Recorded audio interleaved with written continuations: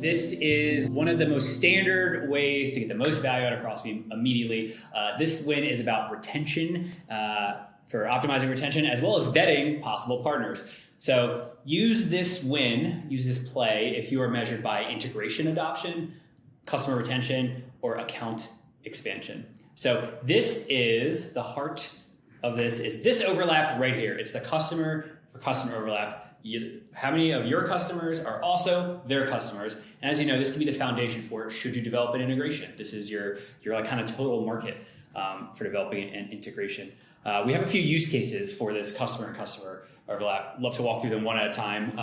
The first one is, again, vetting a partnership. Should you even think about building an integration if you don't share a bunch of customers?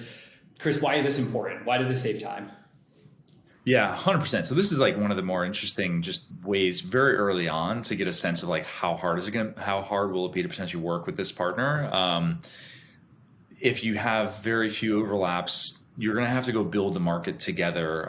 We definitely have had this at Crossbeam where we're the bigger customer base than the prospective partner. And the reality is a great use case from an integration perspective could absolutely, supersede the hesitation because you don't have a bunch of mutual customers. But it's just good to eyeball this and be like, all right, we will have less people to talk to about potential use cases, obviously potentially using the integration. So your ability to grow is going to be kind of linked to how fast they can grow as a company, which could be ultimately driven by a super valuable integration. So it's good to see this early on though, because obviously the one component of this is if you have a ton of overlaps, you'll have a lot more opportunity to go out and talk to people, make sure that they see value in your two businesses working together, and kind of the wheel will turn faster potentially with less effort. And we have an entire ebook on this called Before You Build about how to vet integration, and this is the cornerstone of it. These shared customers can be your beta testers, the people who end up doing case studies, the people who end up infusing your integration marketing later down the road. Use case number 2 is co-marketing and integration to drive retention, right? So let's pretend you built the integration. Who do you market it to? You market it to this group. So we have a lot of awesome integrations with marketing automation platforms like HubSpot, where you can just send this list and execute a bunch of campaigns, sending a very relevant call to action to people who could install this integration. And that way, the people who aren't shared customers, who can't, you don't waste their time.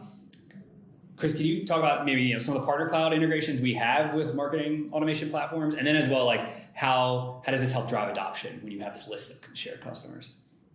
Yeah, so the kind of overlapping mutual customers can be almost approached in 2 ways. One of them is you could manually go in as a partner manager and be like, great, there's 100 overlapping mutual customers. I can go work with my go-to-market team to try to get them to reach out to these customers, to tell them about a new integration. That's how we kind of operate for many of us in the current world. What some of our more advanced customers are doing is they are trying to create as much efficiency as humanly possible so that the partner manager doesn't have to do everything manually.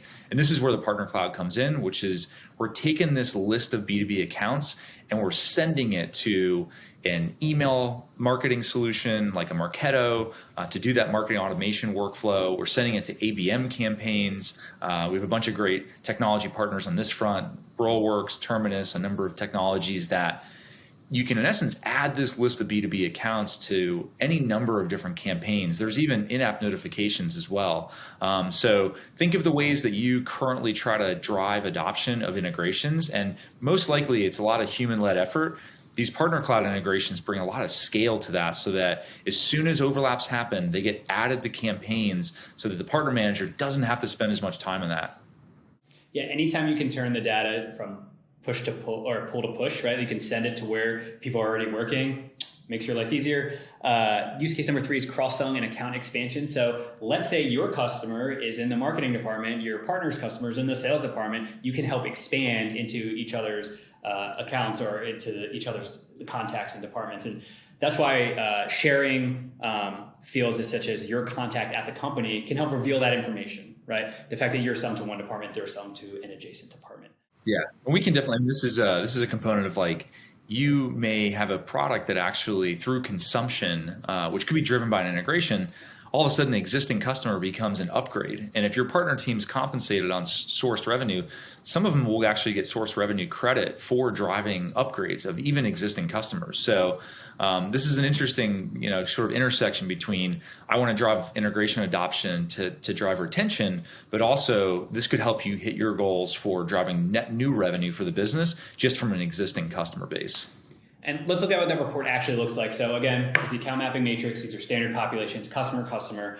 We already went through the trouble of creating this report. I named it retention and vetting. You can see it's my customer list with my partner's customer list. And these are the fields. So we click configure columns. This is why sharing fields with your partner is really important, because you have a lot of optionality here. These are the fields that we think work best. Account type, website, region, as well as AE name, AE email on both sides. Health score, right? You can pitch more and better things to a healthier account. Chris, what are some of the more important fields here? What would someone use them for, whether it's for vetting a partnership or expanding to the account?